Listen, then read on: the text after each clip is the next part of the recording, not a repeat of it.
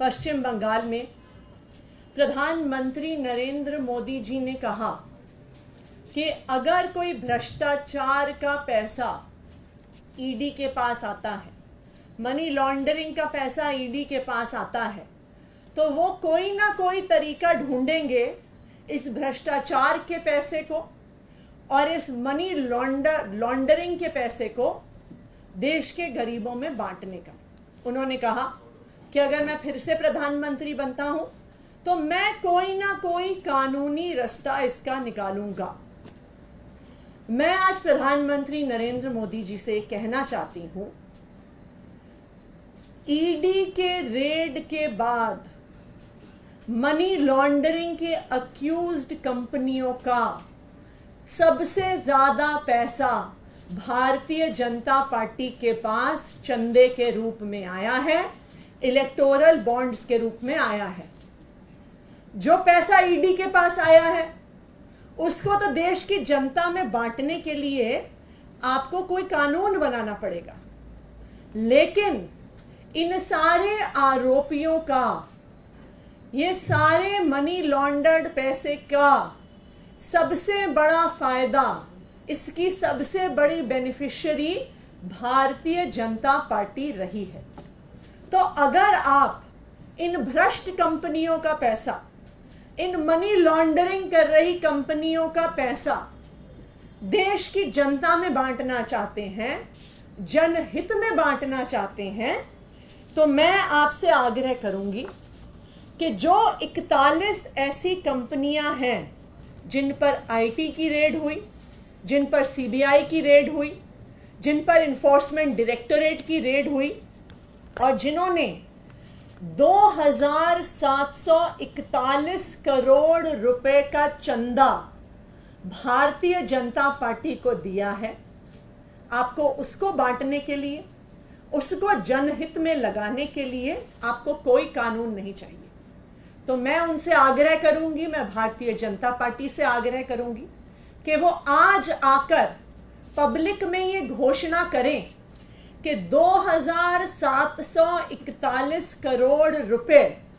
जो हमें ऐसी कंपनियों से मिले हैं जिन पर ईडी सीबीआई की रेड हुई है, उसको हम प्रचार में खर्च नहीं करेंगे,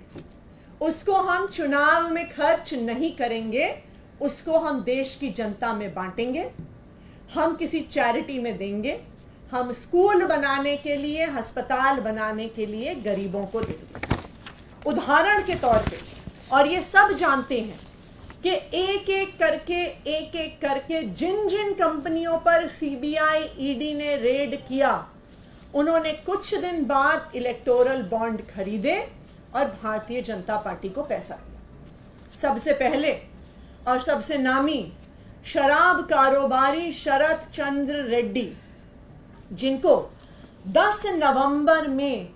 नवंबर को ईडी ने गिरफ्तार किया और उनकी गिरफ्तारी के कुछ ही दिनों के अंदर अंदर शराब कारोबारी शरत रेड्डी ने 55 करोड़ रुपए का चंदा भारतीय जनता पार्टी को दिया। तो ये तो भ्रष्टाचार का पैसा हुआ, इनको तो ईडी ने गिरफ्तार किया था, तो मोदी जी के अनुसार ये पैसा तो देश की जनता में जाना चाहिए, उनको तो कोई कानून नहीं रोकता। तो मैं आग्रह करूंगी कि आज ही जेपी नड्डा जी प्रधानमंत्री नरेंद्र मोदी जी की तरफ से ये घोषणा करें कि जो 55 करोड़ रुपया शराब कारोबारी शरत चंद्र रेड्डी से भारतीय जनता पार्टी को मिला है, उनकी ईडी के गिरफ्तारी द्वारा भारतीय जनता पार्टी आज डिक्लेयर करे कि वो इस भ्रष्टाचार के पैसे को चुनाव में नहीं इस्तेमाल करेगी। दूसरी कंपनी फ्यूचर गेमिंग, जिस पर अप्रैल 2022, सितंबर 2022, जुलाई 2022, अप्रैल 2023 में ईडी की रेड हुई। इस फ्यूचर गेमिंग कंपनी ने 52 करोड़ रुपए का चंदा इलेक्टोरल बॉन्ड्स के थ्रू भारतीय जनता पार्टी को दिया है। तो मैं चाहूंगी कि आज भारतीय जनता पार्टी घोषणा करे कि ये जो 52 करोड़ रुपए भ्रष्टाचार का, जो 52 करोड़ रुपए मनी लॉन्ड्रिंग का भारतीय जनता पार्टी के पास आया है, वो उसे चुनाव प्रचार में नहीं खर्च करेंगे, वो उसे देश की जनता के बीच बांटेंगे।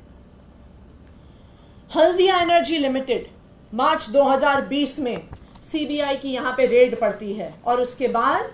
105 करोड़ रुपया हल्दिया एनर्जी द्वारा भारतीय जनता पार्टी को दिया जाता है।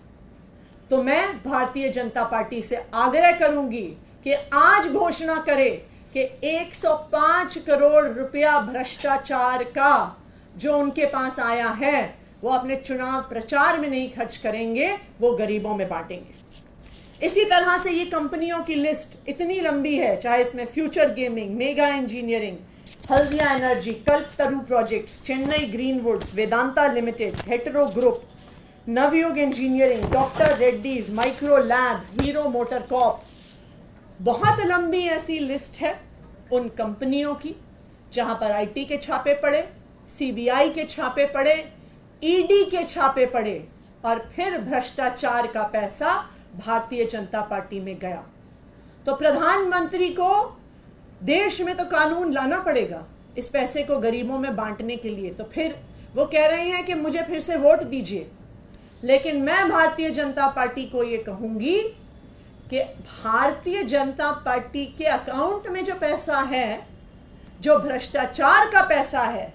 उसको गरीबों को देने से आपको कोई नहीं रोक रहा। आज आप घोषणा करिए कि भ्रष्टाचार का पैसा भारतीय जनता पार्टी द्वारा चुनाव में नहीं इस्तेमाल होगा और उस पैसे को हम देश के गरीबों में बांटेंगे। Thank you.